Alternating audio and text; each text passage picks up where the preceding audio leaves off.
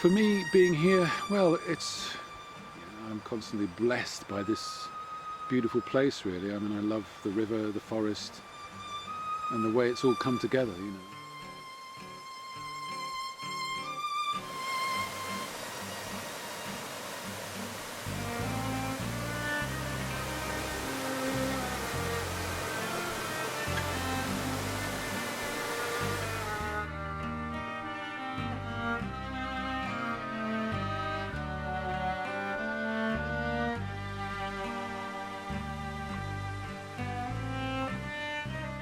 Here, for me, the kind of overarching principle has been of creativity, and because storytelling is something that I love to do, and you know, we do a lot of it here. We try to kind of bring to life the old tales, not just of Wales, but from all over the world. Any stories that really have resonance for us now, you know, we'll tell them.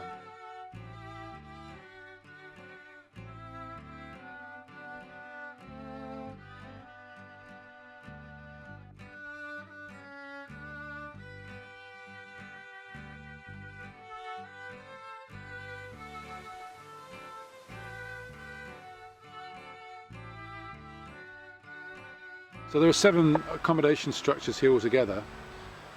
We can accommodate, you know, just about 30 people at a squeeze. The sort of central building, I suppose, is the roundhouse, the thatched roundhouse, stone wall, thatched roof, conical structure.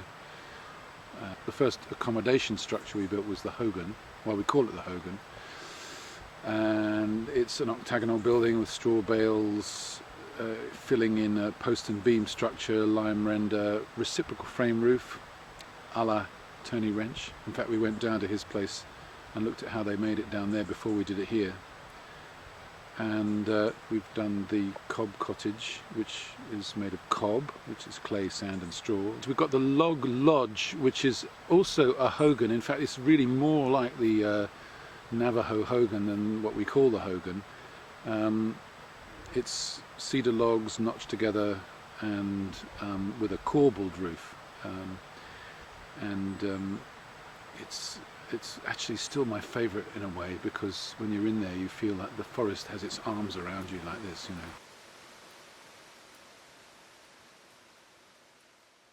And then we've got this little Hobbit hut, which is also straw bales, reciprocal frame roof, but instead of using straight timber we use sort of gnarly timber from the forest around here, so it kind of has more of an upthrust shape to the roof. And people used to come here a lot and say, oh, it's like Lord of the Rings. So we thought, all right, then we'll make it a bit more like Lord of the Rings. So watching the film, we froze the frame where you can see Bilbo Baggins's door, round door, and then Keith designed and built the door to fit. So that's our Hobbit hut. And I did think at the time, I wonder if I should ask the planners about this, you know. And I thought, well, they won't know what a roundhouse is, and they'll probably say no. So I just decided to go ahead and do it.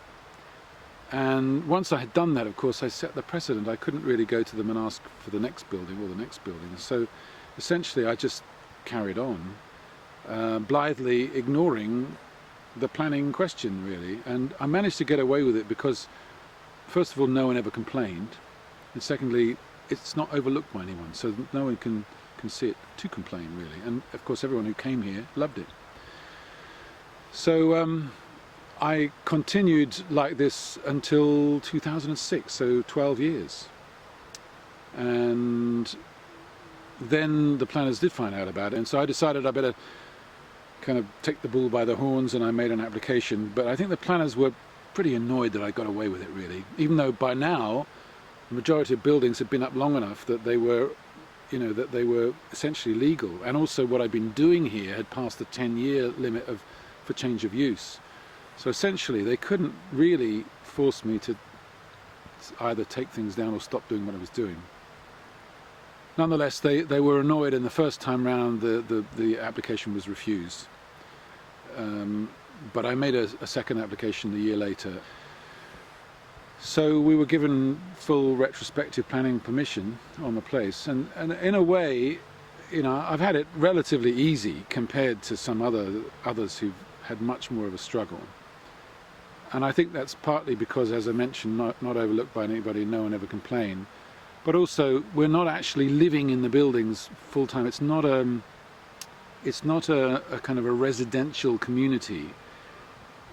We have a lot of people who have connections with Cae Mabon, a lot of people who come here year after year, either to a retreat of some sort or to the working party.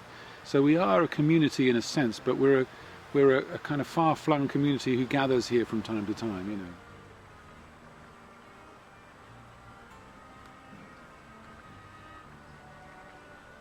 The lovely thing was, a year later, Tom Woolley, Professor of Architecture, was asked to declare or to decide on his top 10 natural building projects in the UK, and we were contacted by this magazine Sustain to say he'd included us in the top 10, which was great, you know.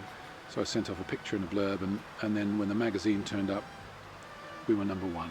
So #1 natural building project in the UK, described by Tom Woolley as a Welsh Shangri-La. So that was rather nice. We went from being illegal to being #1 in a year.